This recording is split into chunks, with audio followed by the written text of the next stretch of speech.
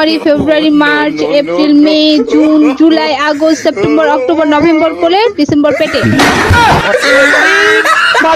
এতটা খারাপ না। এই শোনো, তুমি তো সবকিছু পারো, কুত্তার লেজ সোজা করতে পারো? আমি পারি না এমন কোন কাজ আছে? তবে তার জন্য তোমাকে একটা কাজ করতে হবে। কি কাজ করতে হবে? এখন কি বাইরে থেকে কুত্তা এনে দিতে হবে? আরে না, কুত্তা আমার সাথেই আছে, তোমাকে শুধু একদিন কথা না বলে থাকতে হবে। এই আজকে টিভিতে খবর দেখছো? কই না তো, কেন কি হয়েছে? একটা মেয়ে তার বয়ফ্রেন্ডকে সাথে নিয়ে স্বামীকে মেরে ফেলেছে। তুমি চিন্তা করো না, আমার বয়ফ্রেন্ড এতটা খারাপ না। আচ্ছা বউ, আমি মরে গেলে তুমি কি করবা? কেন, আমি আমার বোনের সাথে থাকবো। ও, আমি মরে গেলে তুমি কি করবা? কেন, আমিও তোমার বোনের সাথে থাকবো।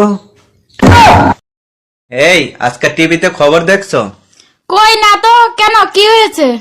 একটা মেয়ে তার বয়ফ্রেন্ডকে সাথে নিয়ে স্বামীকে মেরে ফেলেছে। তুমি চিন্তা করো না, আমার বয়ফ্রেন্ড এতটা খারাপ না। আচ্ছা ম্যাডাম, আপনার বর এত কালো, আপনার কোনো লজ্জা লাগে না? ও কালো তাই কি হয়েছে? ও যেমনই হোক না কেন, ওকে তো ভগবানই বানিয়েছে। 2-3 বার বিষ দিয়েছি, মরতেই চাই না। এটা কথা। শালা আকাটা কোথাকার।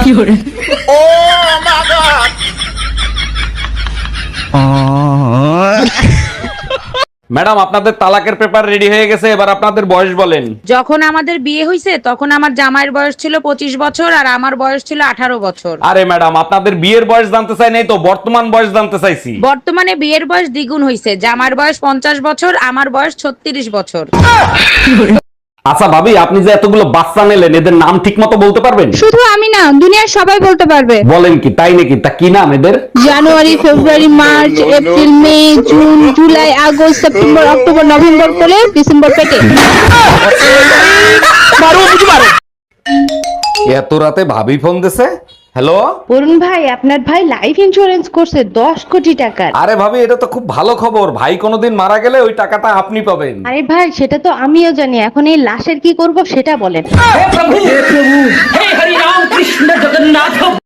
আরে এটা যখন পুরো পরিষ্কার যে দোষটা তোমার, তাহলে তুমি স্বীকার করছো না কেন দোষটা তোমার?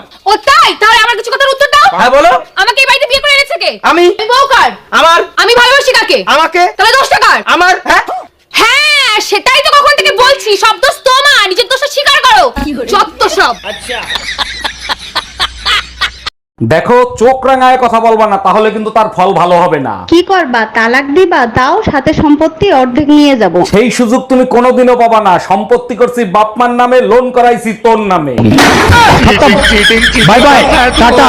তোমারে বিয়ে করে স্কুলের ঘন্টা হয়ে গেছি, প্রতি ঘন্টায় ঘন্টায় শুধু বাজাও। আচ্ছা, সত্যি করে একটা কথা বলবা, তুমি বিয়ে করছিলা কেন? ছোটবেলা থেকেই স্বপ্ন ছিল বিয়ে করব। আর তুমি বিয়ে করছিলে কেন? আমারও ছোটবেলা থেকে স্বপ্ন ছিল বিয়ে করে স্বামীকে ঘন্টার মতো বাজাবো। তোমার দ্বারা কিচ্ছু হবে না। আটাটাও তো ঠিক মতো কিনতে পারো না। কেন, কি হয়েছে? কি আর হবে, সব করা রুটি পুড়ে গেছে। বিয়ে করে বউ হইলাম না কাজের বেটি হইলাম তাই তো বুঝলাম না। এই শুনছো, কি করো তুমি? আমার এক গ্লাস পানি দাও তো। এই শোনো, কাজের মহিলার মতন যখন কাজই করি তাহলে তুমি প্রতি মাসে আমাকে টাকা দিবা। আচ্ছা ঠিক আছে, বেতন দেবো, কিন্তু কাজ পছন্দ না হলে কিন্তু কাজের মহিলা পাল্টাবো।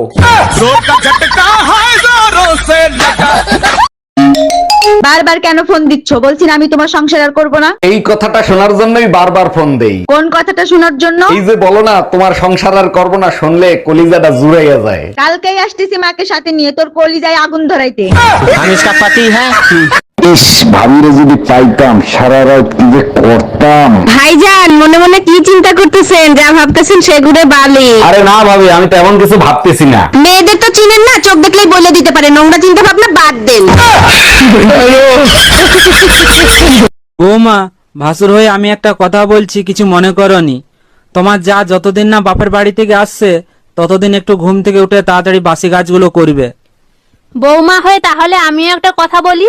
বলো। তোমার ভাইকে বলবে রাতে যেন আমাকে তাড়াতাড়ি ঘুমোতে দেয়।